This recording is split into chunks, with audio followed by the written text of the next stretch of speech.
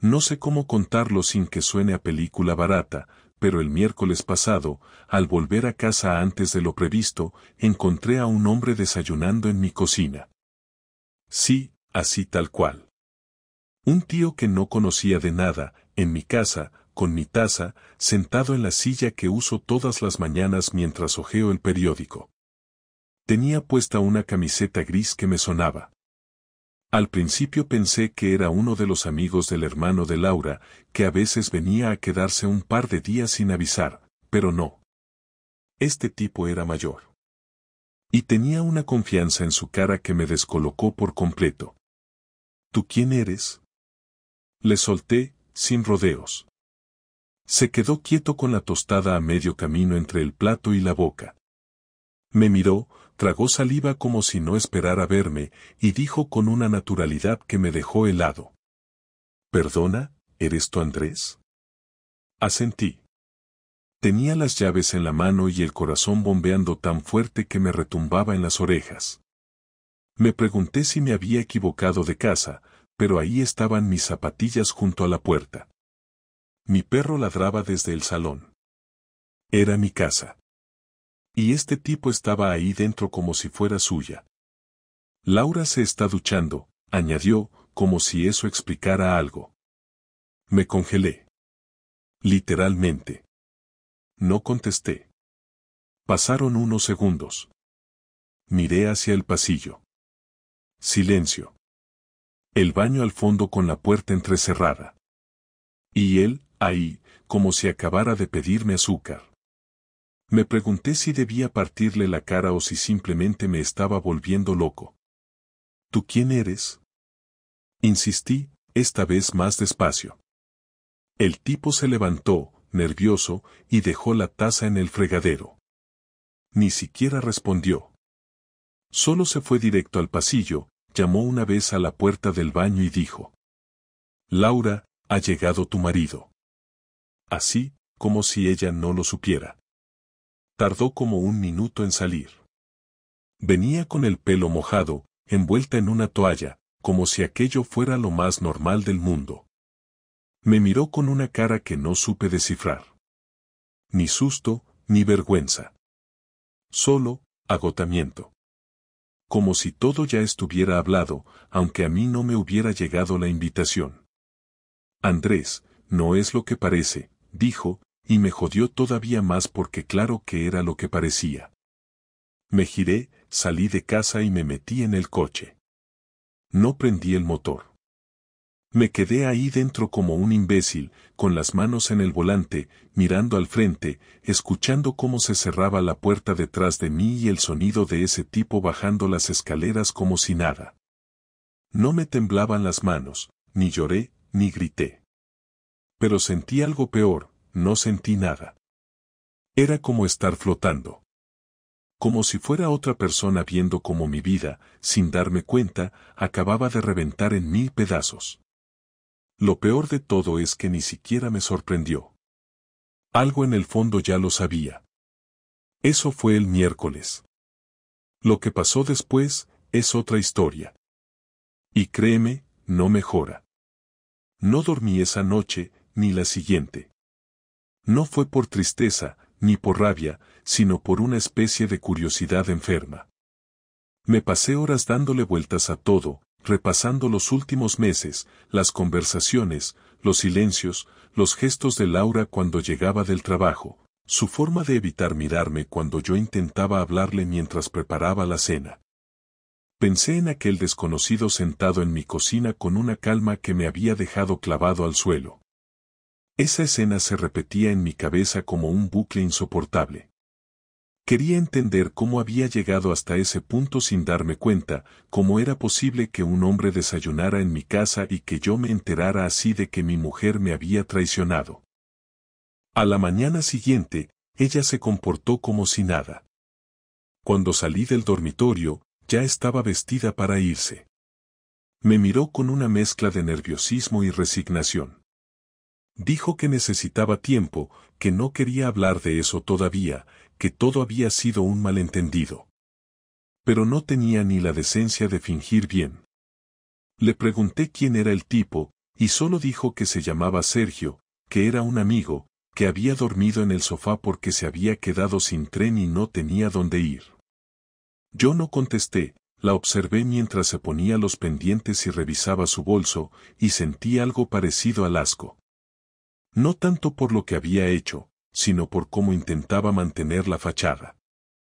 Me di cuenta de que había vivido con una desconocida durante años, que no la conocía en absoluto, y que en algún momento había decidido dejar de respetarme sin siquiera decírmelo.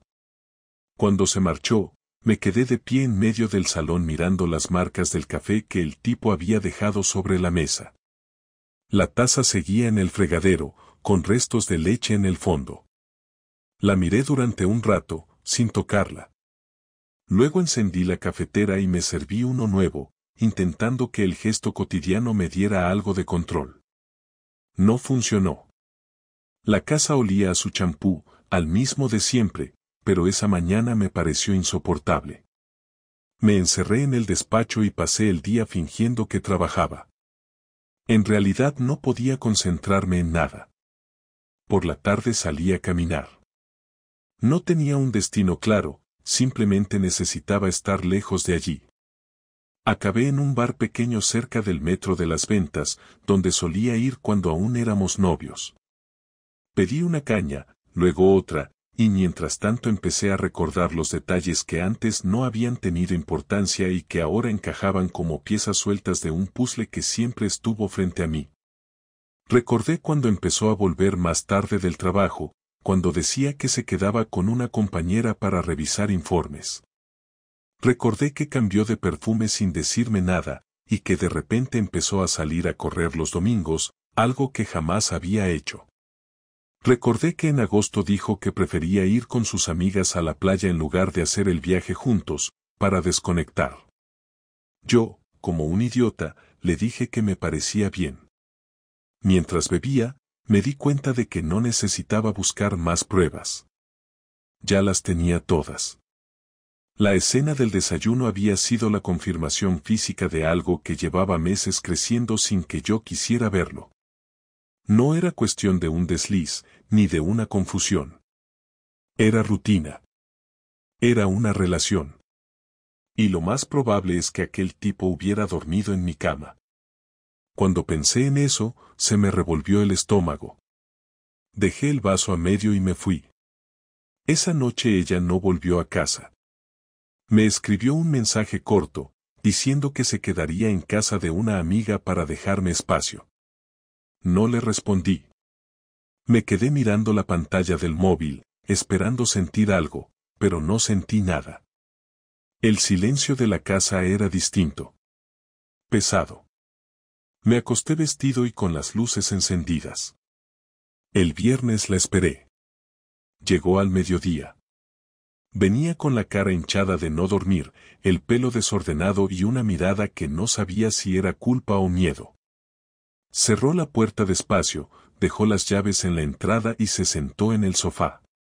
Yo estaba en el sillón frente a ella. No dijo nada durante un rato.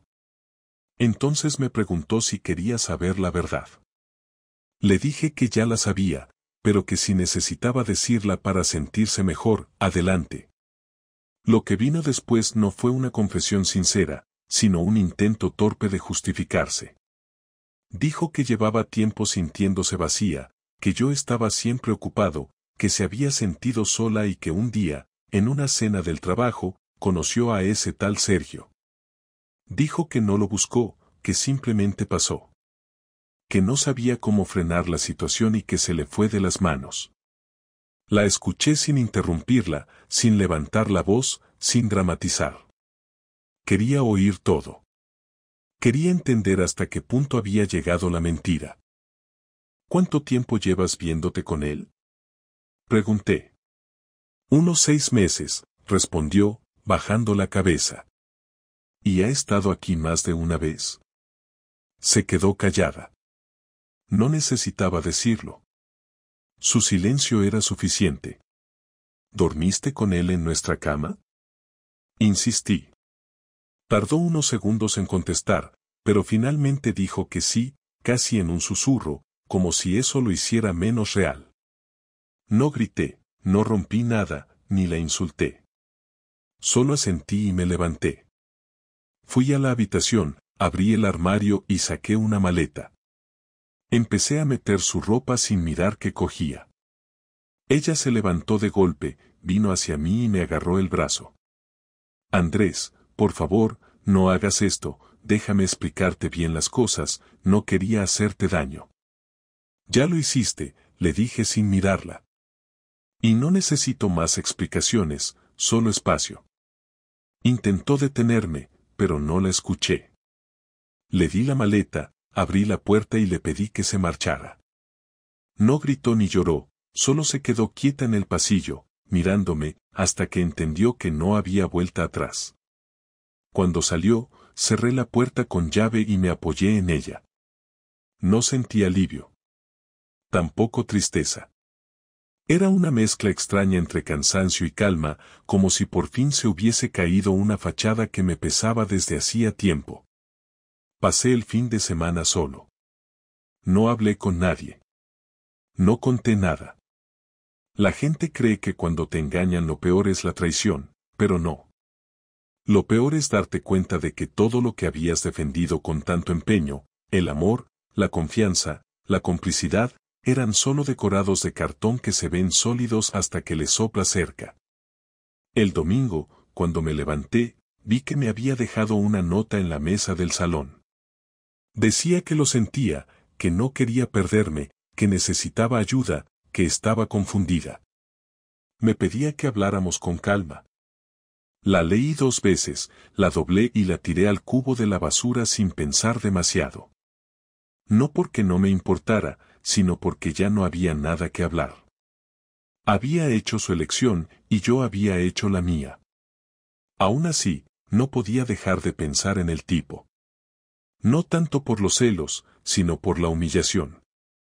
Saber que alguien había estado en mi casa, en mi cocina, usando mis cosas, tratándome como si yo fuera un invitado. Ese pensamiento se me metió en la cabeza y no se fue. Así que el lunes decidí buscarlo.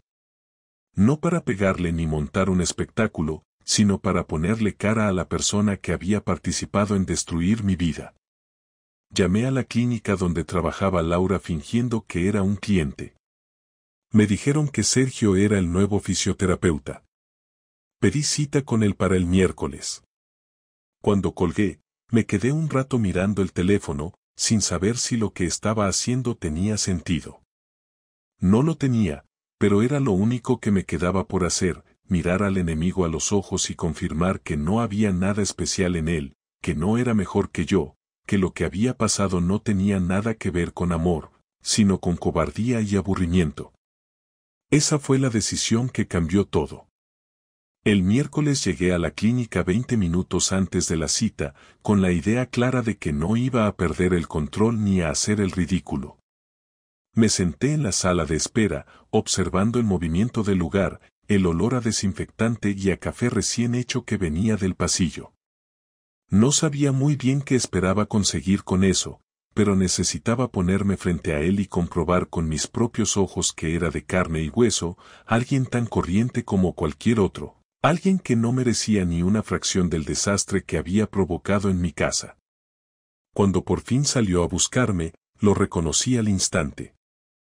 Era el mismo tipo que había encontrado desayunando en mi cocina, aunque esta vez llevaba el uniforme blanco de la clínica y una sonrisa profesional que me resultó repugnante. Andrés Martín, dijo mirando la hoja de la cita, puedes pasar. Me levanté despacio y lo seguí hasta el pequeño despacho donde hacía las consultas. Cerró la puerta detrás de mí y señaló la camilla. Si quieres puedes dejar tus cosas ahí, dijo sin mirarme directamente, ¿tienes alguna molestia específica o vienes por algo general? Me quedé de pie, sin sentarme ni responder. Lo observé con atención. Tenía unos 40 años, algo más joven que yo, y una expresión nerviosa que intentaba ocultar con su tono profesional. Cuando se dio cuenta de que no iba a decir nada, me miró con más cuidado, y entonces comprendió quién era yo. Su gesto cambió de inmediato, y la sonrisa desapareció. Tú eres el marido, dijo en voz baja, sin terminar la frase. Sí, respondí, el marido. Hubo un silencio incómodo. El ruido de los pasillos y el zumbido del fluorescente eran lo único que se oía. Me crucé de brazos y me acerqué un poco.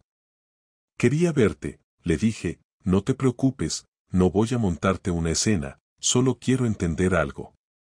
No hay mucho que entender, contestó él, bajando la voz, las cosas se fueron de las manos. ¿Las cosas? Repetí, conteniendo la rabia, ¿te refieres a meterte en la cama con una mujer casada o a entrar en su casa cuando su marido no estaba? No respondió. Se limitó a bajar la cabeza. Lo miré unos segundos más y sentí una mezcla de desprecio y curiosidad. No parecía un tipo peligroso ni especialmente atractivo. Tenía la seguridad de alguien que no piensa demasiado en las consecuencias de sus actos. Dime una cosa, Sergio, le dije, ¿sabías que estaba casada desde el principio? Sí, admitió, pero ella me dijo que la relación estaba rota, que dormíais en habitaciones separadas, que solo era cuestión de tiempo que lo dejarais. ¿Y tú te lo creíste? Sí, me lo creí. No sé si mentía o si realmente se había tragado esa historia, pero de cualquier forma la respuesta me resultó tan patética que no sentí ni ganas de seguir discutiendo. Le di las gracias con una ironía que él entendió perfectamente y me fui sin decir nada más. Cuando salí de la clínica, respiré hondo, no por alivio sino porque me hacía falta aire. Había visto al tipo que había destrozado mi vida y me di cuenta de que no era un monstruo, solo un idiota más. Eso no me tranquilizó, pero al menos me quitó el peso de imaginar algo peor.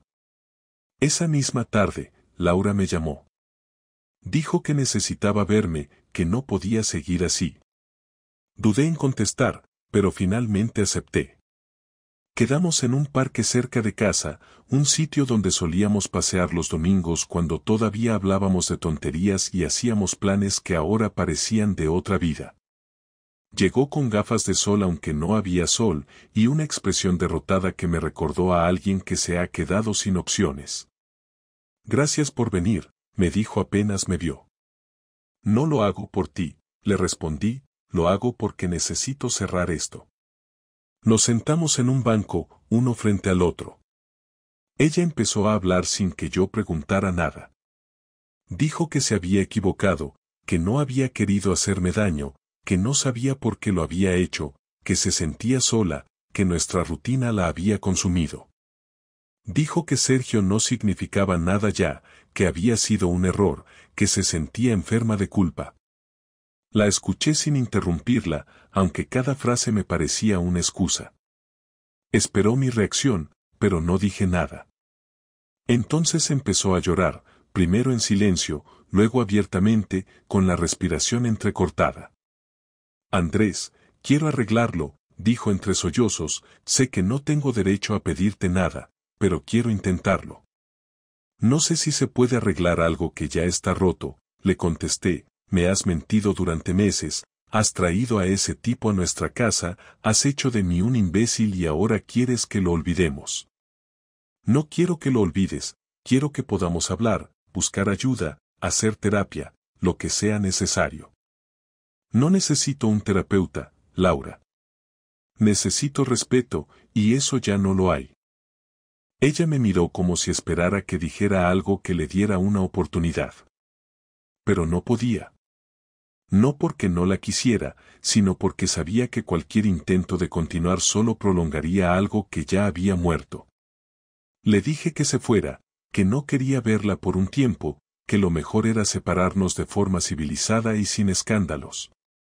Asintió sin decir nada más y se marchó. Durante los días siguientes, comencé a organizar mis cosas. Me di cuenta de que la venganza era lo único que mantenía mi mente ocupada. No buscaba venganza violenta ni humillarla públicamente, sino algo que le hiciera entender el peso de lo que había hecho.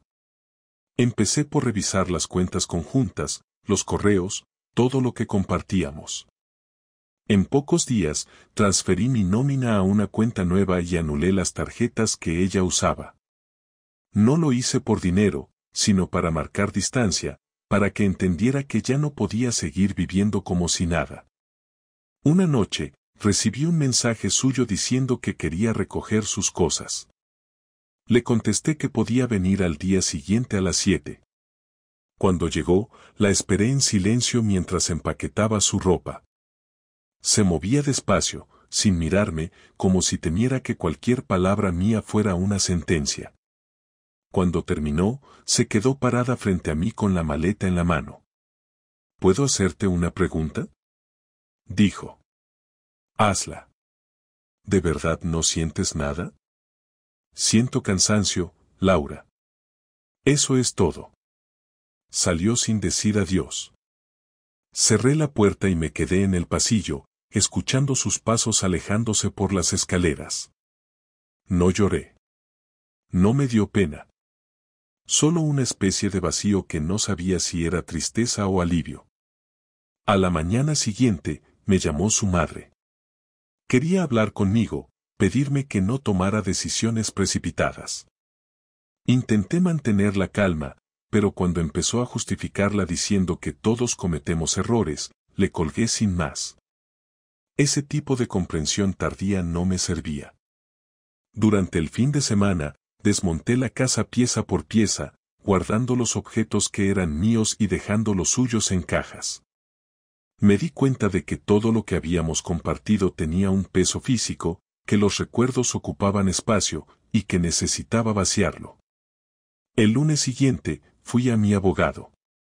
Le conté todo sin adornos. Él me dijo que con pruebas tan evidentes la separación sería rápida y limpia. Le dije que no quería hacerla sufrir más de lo necesario, solo quería terminar. Firmé los primeros documentos y salí a la calle sintiendo una calma extraña. No era felicidad ni venganza, solo una sensación de cierre, como si por fin todo lo que había estado suspendido se hubiera decidido. Por la tarde, Laura me escribió un último mensaje. Decía que aceptaba el divorcio, que no me pediría nada, que solo quería que algún día pudiera perdonarla. Lo leí 3 veces y luego lo borré. No porque me diera igual, sino porque ya no tenía sentido seguir leyendo sus palabras. Aquella noche, me miré en el espejo del baño y por primera vez en meses vi una expresión distinta, más serena. No era la cara de alguien que ha ganado, sino la de alguien que ha sobrevivido. Me di cuenta de que todo lo que había pasado había ocurrido porque yo había bajado la guardia, porque había creído que la costumbre era amor y que la confianza era garantía. Aprendí que no se puede vivir ignorando lo que se siente por miedo a cambiarlo. Me acosté tarde, sin ganas de pensar más. Cerré los ojos y, por primera vez en mucho tiempo, dormí sin sobresaltos. El día siguiente sería el principio de algo nuevo, aunque aún no supiera qué. Durante la primera semana después de firmar los papeles, la rutina fue lo único que me mantuvo cuerdo. Me levantaba a la misma hora, preparaba el café, iba al trabajo y volvía a una casa que ya no parecía mía. No lo decía en voz alta, pero cada vez que abría la puerta sentía que todo lo que había sido parte de mi vida se había vaciado de significado. Los vecinos me saludaban igual, los compañeros de trabajo hacían las mismas bromas, pero dentro de mí había una especie de ruido constante, algo que no me dejaba estar tranquilo. No era tristeza, era la sensación de que Laura se había ido sin pagar por lo que había hecho, que su arrepentimiento, si lo había, no le costaba nada. Yo era el único que había perdido algo real. Esa idea me empezó a perseguir cada día hasta que decidí hacer algo con ella. No planeé una venganza como en las películas ni me imaginé destruyendo su vida, pero quería que sintiera lo mismo que yo había sentido, esa mezcla de impotencia, vergüenza y humillación que se clava en el estómago y no se va. Tenía claro que no me serviría gritarle ni exponerla en público, no me daría satisfacción verla llorar. Quería que le doliera de otra forma, que perdiera el control, que entendiera el precio real de haberme mentido. Todo empezó cuando me enteré de que seguía trabajando en la misma clínica, aunque según me dijeron algunos compañeros su relación con el fisioterapeuta había terminado. Yo no lo creí del todo, así que decidí comprobarlo. Una tarde me acerqué a la zona y esperé en el coche. A eso de las 7 la vi salir del edificio, sola, con el móvil en la mano y un gesto de cansancio que me pareció exagerado, casi teatral. Caminó hasta un pequeño bar a la vuelta de la esquina, el mismo al que solíamos ir juntos algunas tardes después de su trabajo. Me pareció una provocación inconsciente. Esperé unos minutos y la vi encontrarse con una mujer que reconocí vagamente, una compañera suya de la clínica. Se sentaron en una mesa junto a la ventana y pidieron algo. No hablaban con alegría, más bien parecían discutir. Laura se tocaba el pelo y hacía gestos de incomodidad, la otra asentía sin mirarla mucho. En un momento, mi exmujer sacó el móvil y enseñó algo en la pantalla. La compañera lo miró, dijo algo que la hizo fruncir el ceño y luego apartó la mirada. No sé qué estaban viendo, pero noté que Laura se ponía nerviosa. Esperé a que saliera, la seguí hasta el coche y cuando arrancó, mantuve la distancia. No iba hacia su casa sino hacia un barrio diferente, más céntrico. Aparcó frente a un edificio antiguo y esperó dentro del coche unos segundos. Entonces apareció él, Sergio, el mismo tipo de siempre, con una chaqueta deportiva y la cara tranquila como si nada en el mundo le pesara. Se subió al coche y ella lo saludó con un beso rápido. No me sorprendió, pero me enfureció ver la normalidad con la que todo seguía. No podía creer que después de todo, siguiera viéndose con él, como si no hubiera pasado nada. Fue en ese momento cuando decidí que si ellos no tenían remordimiento, yo tampoco iba a tenerlo. Esa noche ideé lo que iba a hacer. No sería violento, ni ilegal, pero sí lo bastante duro para dejar una marca. Empecé por recopilar todo lo que sabía. Aún tenía acceso a un disco duro donde Laura guardaba copias de sus documentos del trabajo y fotos personales. Había olvidado eliminarlo del ordenador antiguo que se quedó en casa. Pasé horas revisando carpetas, encontrando correos, mensajes y recibos de cenas y reservas de hotel. No me hacía falta todo eso para demostrar su infidelidad, ya lo sabía, pero necesitaba material. Imprimí algunas de las pruebas más claras, sin exagerar ni manipular nada, solo los hechos. En total fueron unas 30 páginas. A la semana siguiente, pedí cita en la clínica con otro nombre. Cuando entré, fingí ser un paciente más, pero en lugar de pasar a la consulta, pedí hablar con la gerente. Era una mujer de unos 50 años, seria, con un tono amable. Le dije que había recibido información preocupante sobre el comportamiento de 2 de sus empleados dentro del horario laboral y que pensaba que debía saberlo antes de que la situación afectara a la imagen del centro. Le entregué un sobre cerrado con los documentos. No le dije quién era, solo que era un asunto delicado. Ella intentó hacerme preguntas, pero me limité a decir que comprobaría que todo era real si revisaban las cámaras y los registros de entrada. Me marché sin esperar respuesta. No pasaron ni 48 horas hasta que me llamó Laura. Su voz era tensa, contenida. Dijo que habían abierto una investigación interna, que alguien había entregado material al centro y que la habían suspendido temporalmente mientras revisaban el caso.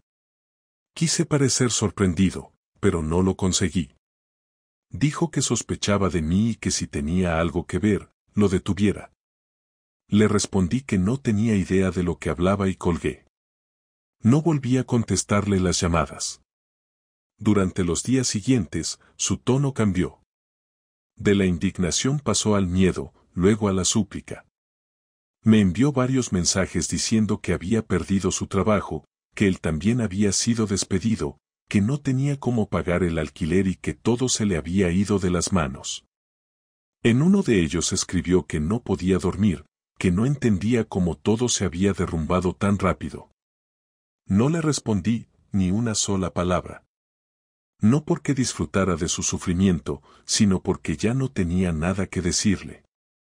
Ella había elegido su camino y yo solo había movido el espejo para que lo viera con claridad. Aún así, no voy a mentir, hubo una parte de mí que sintió cierta satisfacción. No era alegría, más bien una calma fría.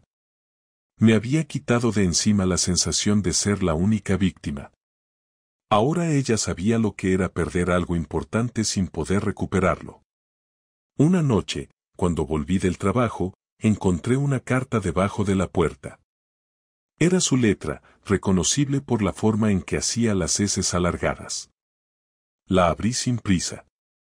Decía que me perdonaba, que sabía que yo había sido quien entregó la información, que entendía por qué lo hice y que, aunque le dolía, aceptaba que era justo. Terminaba diciendo que se marcharía de Madrid unos meses, que necesitaba empezar de cero y que ojalá algún día pudiéramos hablar sin rencor. Guardé la carta en un cajón sin contestar. Los días siguientes fueron extraños. No sentí remordimiento, pero tampoco alivio. El silencio después de la venganza es distinto al de antes.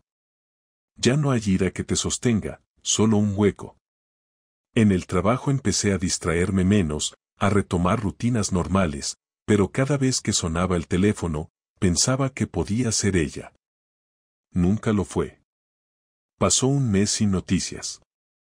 Un viernes, mientras salía de la oficina, me crucé con su antigua compañera, la misma del bar.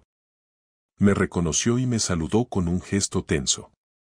Me dijo que Laura había dejado la ciudad y que Sergio se había ido también, cada uno por su lado. Dijo que la clínica había preferido no denunciar a nadie, pero que la reputación de ambos había quedado arruinada. No supe qué decir. Ella me miró como esperando una reacción, tal vez compasión, pero no tenía ninguna. Solo asentí, le di las gracias y me fui. Esa noche me senté en el salón con una botella de vino y repasé los últimos meses. No estaba orgulloso de lo que había hecho, pero tampoco me arrepentía. Había actuado con cabeza, sin violencia ni escándalo. La justicia que yo necesitaba no era la de los tribunales, era personal. Pensé en cómo Laura había entrado en mi vida y cómo la había dejado. Pensé en la primera vez que la vi sonreír y en la última vez que la vi llorar. Entendí que la traición no se borra con el tiempo, solo se aprende a vivir con ella. Antes de acostarme, me acerqué a la ventana. La ciudad seguía igual que siempre, la gente iba y venía como si nada. Cerré las cortinas y me prometí que al día siguiente empezaría de verdad una vida nueva, sin mirar atrás, sin justificar a nadie. No había perdón, ni reconciliación, pero al menos había equilibrio. Ella había perdido lo mismo que me quitó a mí, la tranquilidad. Esa fue mi venganza, silenciosa, limpia y definitiva. Pasaron casi 2 meses desde la última vez que supe de ella. La rutina había vuelto a estabilizarse en mi vida, con días que empezaban y terminaban de la misma forma, sin sobresaltos, sin emociones fuertes, solo una calma neutra que no se parecía a la felicidad, pero que al menos no dolía. Durante ese tiempo no la busqué, no pregunté por ella y no intenté reconstruir nada. Me concentré en lo práctico, cerrar las cuentas compartidas, revisar los documentos del divorcio, cambiar las cerraduras y eliminar cualquier resto de su presencia en la casa.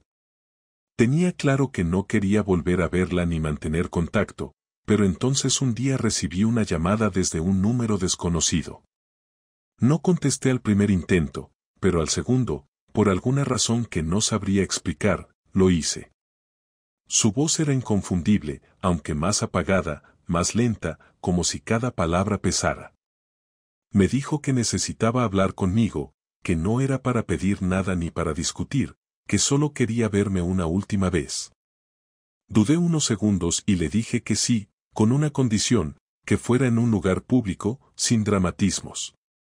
Acordamos vernos en una cafetería del centro, un sitio que no tenía ninguna historia entre nosotros, neutro. El día que quedamos llegué 10 minutos antes y me senté cerca de la ventana. No sabía bien qué esperaba de esa conversación, pero tenía curiosidad por escucharla ahora que no quedaba nada por salvar. Cuando llegó, la reconocí enseguida, aunque parecía otra persona. No por el físico, sino por la forma de andar, por cómo evitaba el contacto visual con la gente, por lo rápido que se sentó y lo poco que tardó en bajar la mirada. Gracias por venir, dijo, sin levantar la vista del café que tenía delante. Dime lo que tengas que decir, pero no quiero dar vueltas, le respondí con un tono más firme del que pensaba usar. No quiero justificarme ni intentar arreglar nada. Sé que no tiene sentido. Lo que hiciste me dejó claro que no hay vuelta atrás, y no lo digo con reproche. Solo quería que lo supieras de mi boca, empezó, haciendo una pausa. Me lo merezco. Todo. La observé un momento sin decir nada. Estaba visiblemente desgastada, no tanto por el sufrimiento, sino por la tensión acumulada. Parecía alguien que ya no esperaba nada. ¿Entonces para qué me has llamado? Le pregunté, intentando no sonar agresivo, aunque me costaba. Quería decirte que te entiendo ahora, de verdad. Durante semanas estuve convencida de que tú habías sido cruel, que lo hiciste solo para destruirme. Pero no. Lo hiciste para mostrarme lo que había hecho contigo. Lo entendí cuando me llamaron del colegio de mi sobrino para decirme que no podían contar conmigo en un evento porque ya no querían vincular su imagen conmigo. Me entendí cuando mi hermano me dijo que prefería que no fuera a su boda.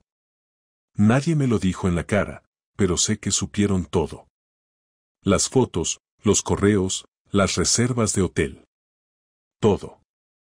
Lo entendí cuando tuve que irme de la ciudad sin poder explicarle a mi madre por qué, solo porque ya no soportaba su mirada.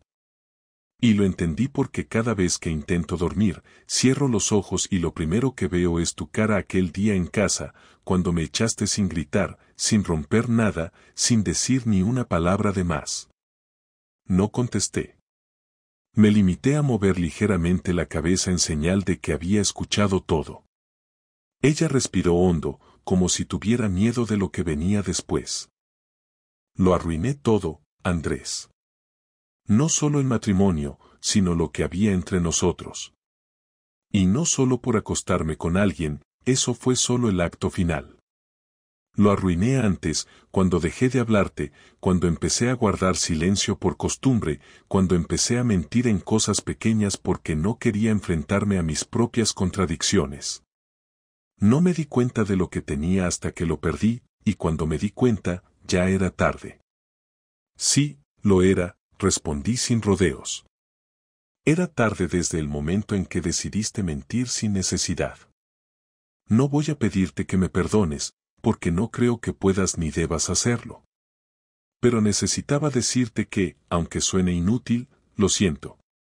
No por mí, ni por cómo terminó todo, sino por ti. Por haber hecho que te sintieras como te sentiste. No eras el problema, Andrés. Lo era yo. Tarde también para eso, le dije sin levantar la voz. Ya no busco culpables. Ya no quiero entenderte. Solo quiero dejar esto atrás y no repetirlo. ¿Has podido empezar de nuevo? Preguntó, más como curiosidad que como esperanza. He podido dormir sin rabia. Eso ya es empezar de nuevo, respondí sin dudar. Asintió. No intentó replicar, ni hacer preguntas incómodas. Solo bajó la mirada otra vez. ¿Qué piensas hacer ahora? Le pregunté, más por cerrar el círculo que por verdadero interés. Estoy en casa de una prima en Zaragoza. Me ofrecieron un trabajo en una tienda, nada estable, pero sirve para pagar lo básico. Estoy intentando no depender de nadie, aunque sea difícil. Quiero aprender a vivir con lo que hice sin justificarlo, sin esconderlo. Me parece bien, le dije, sin más. Ella sacó algo del bolso, una pequeña caja de madera. La empujó hacia mí sobre la mesa. Esto es tuyo. Lo guardé porque pensaba devolvértelo cuando tuviera el valor de mirarte a la cara. Es tu reloj, el que te regaló tu padre. No quería que lo recuperaras con rabia. Abrí la caja y lo vi. Lo tomé sin decir nada, cerré la tapa y lo guardé en mi mochila. No tenía sentido discutirlo. Gracias por devolverlo, fue lo único que dije. Nos quedamos en silencio unos minutos. Ninguno de los dos sabía cómo cerrar la conversación. Finalmente, fue ella quien se levantó primero. No te molestaré más, dijo. Solo quería que supieras que entendí todo. Que no fue solo un error, fue una cadena de decisiones que no supe frenar. Ojalá lo recuerdes la próxima vez que decidas hacer algo parecido. Asintió, sin molestarse por la respuesta. Cuídate, Andrés. De verdad. Tú también, Laura. La vi salir del local, caminar despacio, con la cabeza gacha. No me levanté hasta que desapareció por la esquina. No sentí alivio, pero tampoco rencor. Fue como cerrar una puerta que llevaba mucho tiempo abierta solo por costumbre. Cuando llegué a casa, dejé el reloj sobre la mesa. Me preparé una cena sencilla, puse algo de música de fondo y revisé algunos correos del trabajo. Esa noche, antes de dormir, volví a mirar el reloj. No para recordar, sino para asegurarme de que estaba en su sitio, de que lo que había sido mío volvía a estar conmigo. Apagué la luz sin darle más vueltas. Ya no necesitaba entender nada más. Han pasado 5 semanas desde aquella última conversación con Laura en la cafetería. No he vuelto a saber de ella, ni por mensajes, ni por llamadas, ni por intermediarios. Tampoco he preguntado, ni he sentido la necesidad de hacerlo. He empezado a recuperar cosas que pensé que ya no me pertenecían, no objetos ni muebles, sino el silencio de las mañanas, la tranquilidad al entrar en casa, el control sobre mis tiempos. Al principio todo eso venía con una sensación extraña, como si estuviera usurpando una vida que no era mía, como si tuviera que pedir permiso para estar en paz, pero poco a poco se fue asentando y ya no siento culpa, ni esa punzada en el estómago que me acompañaba al despertar. Ahora me levanto, preparo mi café y no tengo que justificarme ante nadie, no tengo que adivinar estados de ánimo ajenos ni medir mis palabras para no iniciar una discusión absurda. Volví a ver a algunos amigos que había dejado de frecuentar. Les conté lo justo, sin dramatizar, sin exagerar, solo lo esencial para que entendieran que la relación con Laura se había terminado y que no había marcha atrás. La mayoría reaccionó con incomodidad al principio, porque nadie sabe cómo responder cuando alguien te dice que su mujer le ha sido infiel, pero después de unos minutos de silencio incómodo todo vuelve a un tono normal. Me preguntaron si quería salir, distraerme, conocer gente nueva, empezar de cero. Les dije que sí, aunque en realidad no tenía prisa por nada de eso. No era rechazo, era cansancio.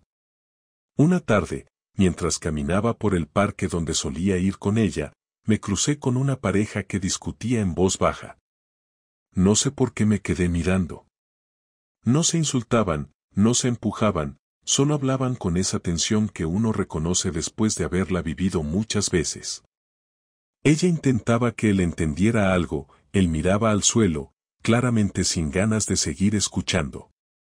Los vi alejarse sin despedirse y pensé en cuántas conversaciones había tenido yo como esa, sin darme cuenta de que eran señales claras de que algo estaba roto. Es fácil mirar atrás y detectar lo que uno ignoró por comodidad o por miedo, pero en el momento, cuando estás dentro, todo se disfraza de rutina, de obligaciones, de supuestas etapas que hay que superar. En esos días empecé a escribir una lista, no de lo que había perdido, sino de lo que había ganado desde la separación. Suena ridículo, lo sé, pero necesitaba ver las cosas con objetividad. En esa lista puse cosas tan simples como dormir sin interrupciones, decidir la cena sin negociar, leer un libro completo sin sentir que estaba descuidando algo. También puse cosas más difíciles de admitir, poder mirar al espejo sin sentirme engañado, dejar de fingir que todo estaba bien, no tener que disculpar actitudes que me incomodaban solo para evitar una pelea. Durante las primeras semanas sentí que no había aprendido nada, que todo había sido una pérdida de tiempo, una decepción inútil, pero después empecé a ver las cosas de otra forma. Aprendí que el amor no es garantía de nada, que la confianza no se regala 2 veces y que perdonar no significa seguir adelante con la misma persona. Aprendí que a veces uno necesita tocar fondo para empezar de nuevo con claridad, sin arrastrar cosas rotas. Aprendí que no siempre el que perdona es más fuerte, que a veces la verdadera fortaleza está en no permitir que el otro vuelva a entrar, por mucho que lo pida con lágrimas o palabras bonitas. No voy a mentir diciendo que fue fácil. Hubo noches en las que el silencio pesaba, en las que me costaba no escribirle o no revisar su perfil en redes sociales, aunque ya no la tenía agregada. Pero aguanté, porque sabía que lo que buscaba no era contacto, sino algo que me hiciera sentir que seguía teniendo control sobre la situación. Tuve que repetirme muchas veces que ya no era mi responsabilidad saber si estaba bien, si había encontrado trabajo o si estaba arrepentida. Ella eligió su camino, y yo el mío. Hace unos días me llamó una antigua compañera de trabajo que ahora está en otra empresa. Me ofreció una oportunidad para cambiar de puesto, algo que significa más sueldo, más responsabilidad, más viajes. Antes lo habría consultado con Laura, habríamos hablado horas sobre pros y contras, sobre el impacto en nuestra vida diaria. Esta vez no lo dudé.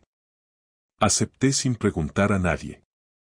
Fue la primera decisión importante que tomé desde que todo terminó y me hizo sentir dueño de mi vida otra vez. Me mudé hace poco a un piso más pequeño, no porque quisiera huir de los recuerdos, sino porque la casa anterior me resultaba demasiado grande para uno solo. Me llevé lo justo y regalé o vendí el resto. Me instalé en menos de una semana. Ahora tengo una cocina más práctica, un balcón con vistas al patio interior, un salón con pocos muebles, pero todo en su sitio. Hay espacio para invitar a alguien si quiero, pero no siento urgencia por llenarlo. A veces me preguntan si volvería a confiar en alguien, si podría tener otra relación después de lo que viví. La respuesta no es un no rotundo, pero tampoco es un sí entusiasta. No tengo prisa, no estoy buscando nada, y si llega alguien, tendrá que ser alguien que entienda que ya no estoy dispuesto a ceder espacios importantes solo para evitar conflictos. No quiero volver a negociar el respeto ni justificar la indiferencia con excusas. La historia con Laura no fue una pesadilla ni un error completo. Hubo momentos buenos, cosas reales, y negar eso sería injusto. Pero también hubo señales que ignoré, límites que permití cruzar, cosas que dejé pasar por no querer enfrentarme a la posibilidad de que el amor no fuera suficiente. No me arrepiento de haber estado con ella, me arrepiento de no haberme ido antes. Cierro esta etapa con la sensación de que lo más valioso que recuperé fue a mí mismo. No de forma romántica ni idealizada, simplemente como alguien que ahora camina sin miedo a lo que pueda pasar, porque ya viví lo peor y sigo aquí. Si alguien me preguntara qué aprendí de todo esto, le diría que nadie te protege mejor que tú mismo, que el amor no justifica la falta de respeto, y que la persona que más daño te hace no siempre es la que grita, sino la que calla mientras te miente. Y si me preguntaran si estoy bien, contestaría que sí, pero no porque todo esté perfecto, sino porque por fin sé lo que no quiero volver a vivir. Eso, al menos para mí, ya es suficiente.